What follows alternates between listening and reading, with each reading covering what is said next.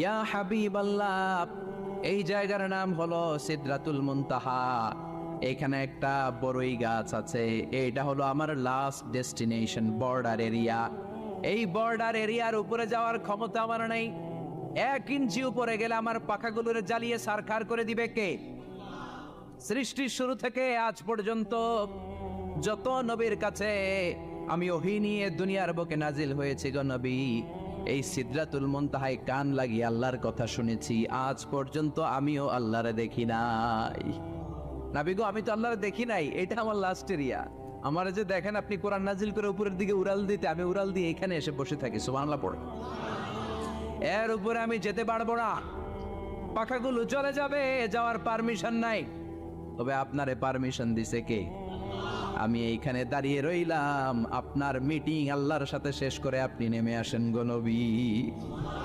নবী যান, আপনার মিটিং এর জন্য, আপনাকে সারপ্রাইজ দেওয়ার জন্য আপনার অপেক্ষায় আল্লাহ অপেক্ষমান। সুবহানাল্লাহ। তার মানে ফেরেশতা যেখানে শেষ, বিশ্বনবীর খেলা এখানে শুরু, ঠিক কি না? জিব্রাইল এখানে থেমে গিয়েছে, আর যেতে পারে না। জিব্রাইল যেখানে শেষ, বিশ্বনবীর যাওয়া শুরু। তার মানে মানুষ যদি শ্রেষ্ঠ হয়, সে ফেরেশতাকে ছাড়িয়ে যায়, আর মানুষ যদি নিকৃষ্ট হয়, তাহলে সে পশুকেও হার মানায়, ঠিক কি না? আপনি কখনো শুনছেন একটা সিংহ আর একটা সিংহকে মারে? একটা বাঘ আর একটা বাঘকে মারে না, একটা হরিণ আর একটা হরিণকে মারে না, একটা হাতি আর একটা হাতিকে হত্যা করে না, কিন্তু একটা মানুষ আর একটা মানুষকে হত্যা করে না। আপনি কখনো শুনবেন না যে একটা বাঘ আর একটা বাঘকে হত্যা করে 10 টুকরা করছে? শুনছেন? একটা হাতি আর একটা হাতিকে মেরে 30 টুকরা করছে? শুনছেন? কিন্তু মানুষ আর একটা মানুষকে শুধু নৃশংসভাবে হত্যাই করে না, হত্যা শেষে তাকে 10 টুকরা করে, 15 টুকরা করে, 30 টুকরা করে বস্তাবন্দি করে। চিল্লা এখন ঠিক কিনা? পাওয়া যায় না এরকম লাশ? গুম করে ফেলছে, ক্রস ফায়ার করে ফেলছে, মেরে ফেলছে, হাত পা বেঁধে, চোখের রশি বেঁধে বস্তার ভিতরে ভরে ক্ষেতের মধ্যে ফেলে দিস। 3 দিন 4 দিন পর এরকম লাশটা ফুলে উঠছে, পাওয়া যায় না। পত্রিকায় বিভৎস লাশ দেখে আমরা অবাক হই। কোন প্রাণী এমনটা করে না। মানুষ মানুষকে মেরে টুকরা টুকরা করে। একটা ছাগল বনের সব ছাগলগুলোরে মেরে ফেলতে চায় না। একটা হাতি ওই জঙ্গল থেকে সব হাতিগুলোকে শেষ করে দিতে চায় না, কিন্তু মানুষ আগুন জ্বালিয়ে জনপদের পর জনপদ ছারকার করে দেয়, গুলি মেরে এলাকার পর এলাকা ঝাঁঝরা করে দেয়। দ্বিতীয় বিশ্বযুদ্ধের সময় আমেরিকা জাপানের 2টা সিটিতে 2টা বোমা মেরেছে, হিরোশিমা নাগাসাকি। হিরোশিমাতে মেরেছে লিটল বয়, নাগাসাকি শহরে ফেলেছে ফ্যাটম্যান। যে পাইলটগুলো বোমা মারতেছে নিচে, ওই পাইলটগুলো মানুষ না? মানুষ। আর যাদেরকে মারার জন্য মারতেছে তারাও কি মানুষ? মানুষ এতটাই নিকৃষ্ট হতে পারে, সে তার জনপদের সবাইকে ছারখার করে দেয়, তার গোষ্ঠীর সবাইকে মেরে ফেলতে কুণ্ঠাবোধ করে না। চিল্লা এখন ঠিক কিনা? এজন্য আল্লাহ ডেকে বললেন, লাহুম কুলুবুল লা ইয়াফকাহুনা বিহা ওয়া লাহুম আ'য়ুনুল লা ইউবসিরুনা বিহা ওয়া লাহুম আযানুল লা ইয়াসমাউনা বিহা উলাইকা কাল আনআমি বাল হুম আদাল উলাইকা হুমুল গাফিলুন। আল্লাহ বললেন, ওদের চোখ আছে, ওরা চোখ দিয়ে দেখে না। হৃদয় আছে, হৃদয় দিয়ে তার ভাইয়ের জন্য তার মায়া লাগে না। কান দিয়ে আকুতি চিৎকার এই কথাগুলো শুনতে পায় না। উলাইকা কাল আনআম, দেখতে এদের হাত আছে, পা আছে, চোখ আছে, দেখতে মানুষ, আসলে এগুলো মানুষ না, এগুলো পশু। বালহুম আদাল, পশুর চেয়েও খারাপ, ঠিক কি না? এগুলো শুধু পশুই না, এগুলো পশুর চেয়েও খারাপ। এই কোরআন যদি আপনি পড়েন, আপনার এই পশুত্বের মনোভাবটা দূর হয়ে যাবে, আপনি মানুষের মতো মানুষ হতে পারবেন, ঠিক কিনা? এজন্য আল্লাহ মানুষের নামে একটা সূরা দিলেন, সূরার নাম আল ইনসান। সূরার নাম সবাই বলেন আরো জোরে। ইনসান মানে কি? আরো জোরে কোন? আমরা সবাই কি মানুষ। মানুষ নিয়ে মানুষের মধ্যেও কৌতূহলের শেষ নাই। বিজ্ঞানীদের মতে মানুষ হচ্ছে হোমো স্যাপিয়েন্স গ্রুপের একটা প্রজাতি, যার বিবেক আছে, বাক শক্তি আছে, বুদ্ধি আছে, চেতনা আছে, উপলব্ধি করার মতো ক্ষমতা আছে। চিল্লা এখন ঠিক কিনা? মানুষের আসল রূপটা কি, মানুষ আসলে কেমন, এ নিয়ে মানুষেরই গবেষণার শেষ নাই। আপনারা একজন জার্মানি দার্শনিক আছে কার্ল মার্কস, নাম শুনে থাকবেন, শুনছেন না? উনি অনেক গবেষণা করে পাইলেন মানুষ হচ্ছে পেট সর্বসজীব, মানে মানুষের পেট ঠান্ডা তো দুনিয়া ঠান্ডা। উনি গবেষণা করে পাইছে মানুষের পেট ঠিক তো সব ঠিক। উনার পরে আরেক দার্শনিক আসলো, ওনার নাম হচ্ছে ভ্লাদিমির লেনিন। ওনার বাড়ি হচ্ছে রাশিয়া, উনি রাশিয়ান স্কলার ফিলোসোফার। উনি এসে বললেন না, মানুষের পেট সমস্যা বড় সমস্যা নয়, মানুষের আসল সমস্যা হচ্ছে যৌন সমস্যা, সেক্স সমস্যা। মানুষের সেক্স ঠান্ডা তো সব ঠান্ডা।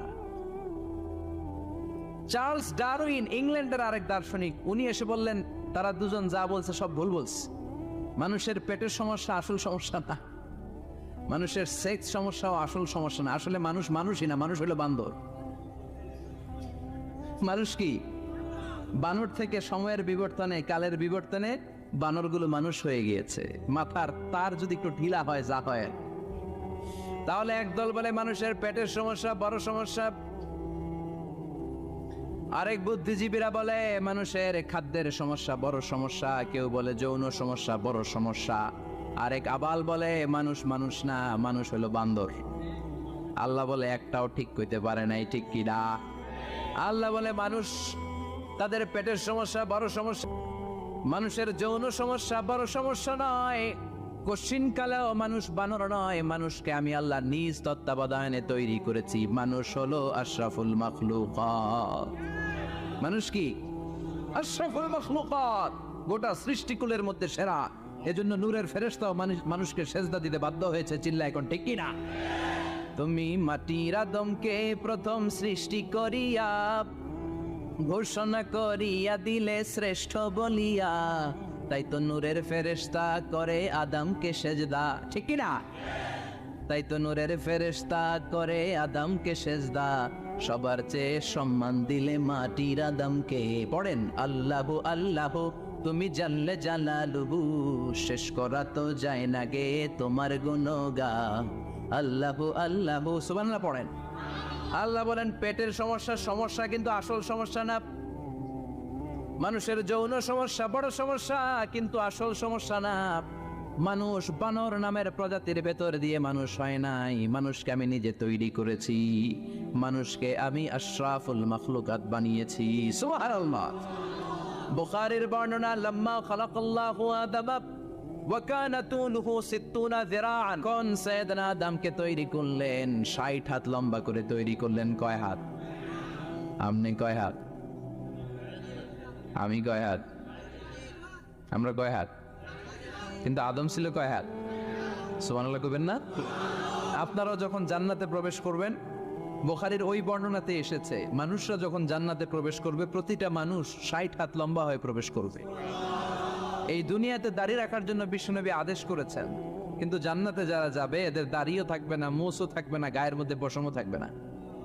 সুবহানাল্লাহ বাড়ি দিকে চিৎকার করে পড়েন আল্লাহু আকবার। তার মানে মানুষ হলো আশরাফুল মাখলুকাত, গোটা বিশ্বের মধ্যে সেরা।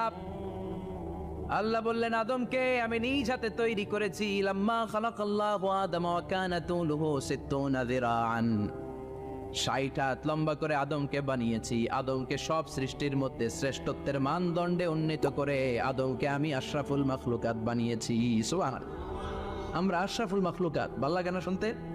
আমরা হচ্ছি খলিফাতুল্লাহ ফিল আরদ, ইন্নী জাইলুন ফিল আরদি। আল্লাহ বলেন আমি দুনিয়াতে আমার আদেশ বাস্তবায়নের জন্য লিইজরাই আহকামিল্লাহি ওয়া তানফীযি আওয়ামিরিল্লাহ, আল্লাহর আদেশ আল্লাহর নিষেধ জমিনের বুকে পালন করার জন্য মানুষকে আমি খলিফা বানিয়েছি। কার কথা? চুরি করলে হাত কেটে দাও, কার আইন? নাকি মাননীয় প্রধানমন্ত্রী শেখ হাসিনার আইন? এই দেশের বানানো আইন। চুরি করলে হাত কাটো, কথাটা কার? السارق والسارقة فاقطعوا أيديهما جزاء بما كسبا نكالا من الله والله عزيز حكيم. If anyone steal something very precious from the society, the government should cut down his right hand. দামি কিছু চুরি করলে এটা সাক্ষীর দ্বারা সাব্যস্ত হলে গভর্নমেন্টের উচিত তার ডান হাতটা এক কূপ মেরে কেটে দেয়া। কার কথা? বানু মাখজুমিয়া গোত্রের এক মেয়ে মদিনাতে চুরিতে ধরা পড়ল। অনেক বড় ফ্যামিলির, ডিগনিফাইড শিল্পপতির মেয়ে। সাহাবারা বলল, এই মেয়ের হাত যদি বিশ্বনবী মদিনায় কেটে দেয়, মদিনাতে তো মারামারি লেগে যাবে। কে বলবে বিশ্বনবীর কাছে যে সুপারিশ করার ক্ষমতা কারো নেই? বিশ্বনবীর পালক পুত্র ওসামা বিন যায়েদ, যায়েদ ইবনে হারেসা, তার ছেলে ওসামা, পালক পুত্রের ছেলে, তাকে বিশ্বনবী বড্ড ভালোবাসতো।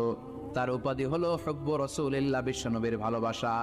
সবাই বলল, ওসামা, আমরা যে বলতে পারবো না, তুই যে নবীরে সুপারিশ কর। ও নবী, যদিও চুরি করেছে মেয়েটা, সাব্যস্ত হয়েছে, কিন্তু আপনি মাফ করে দেন, হাত কেটে দিয়েন না। ওসামা যে বলে, নবী হাত কেটে দিয়েন না। বিশ্বনবীর চেহারাটা আগুনের গোলার মতো লাল হয়ে গেল। বিশ্বনবী বললেন, ওসামা, এটা আল্লাহর আইন, সুপারিশ করার সাহস তোর বুকের ভিতরে দিল কে? কে দিয়েছে স্পর্ধা? লাউ আন্না ফাতিমাতা বিনতি মুহাম্মদ সারাকাত লাকাতা মুহাম্মাদুন ইয়াদাহা। এই মেয়ে তো দূরের কথা, আমার কলিজার টুকরা, নয়নের পুটুলি, জান্নাতি নারীদের সর্দারিনী আমার মেয়ে ফাতেমাও যদি চুরিতে ধরা পড়ে, আমি তলোয়ারটা বের করে ফাতেমার হাত কেটে দিতে 1 সেকেন্ডও দেরি করব না। কারণ আইনটা কার? চিল্লায় বলেন, কার? এজন্য বাংলাদেশের চুরি চামারি আসানা নাই, হাজার হাজার কোটি টাকা উধাও হয়ে যায়, আসানা নাই। আমাদের মাননীয় প্রধানমন্ত্রী যদি এই নিয়ম করে দেয়, যারাই চুরি করবে হাত কেটে দেয়া হবে। বাইতুল মুকাররমের স্কয়ারের সামনে হাত কেটে দেয়া, আর প্রতিটা চ্যানেল লাইভ ব্রডকাস্ট করবে, এটা সরাসরি সম্প্রচার, আমরা সবাই দেখবো কেমনে চোরদের হাত কাটে। এই নিয়ম যদি আমাদের মাননীয় প্রধানমন্ত্রী করে দেয়, দেশে আর চোর খুঁজে পাওয়া যাবে? কথা কন। তবে এই চোর লাউ চোর, ডাইল চোর, মুরগি চোর না, যারা হাজার কোটি টাকা মেরে দেয়। এক সিগনেচারে দেশের 10,000 কোটি টাকা নাই, চিল্লায় বলো ঠিক কিনা? এই চোরদের বিচার যদি করা যেত, তাহলে এই দেশে আর দুর্নীতি থাকতো না। দুর্নীতি দমন কমিশনের দরকার হতো না। মন্ত্রীদের রাতের ঘুম হারাম হতো। এটা মদিনার সমাজ হয়ে যেত, শান্তির বাংলাদেশ হয়ে যেত, ঠিক কিনা? এজন্য আল্লাহ বললেন, গোলাম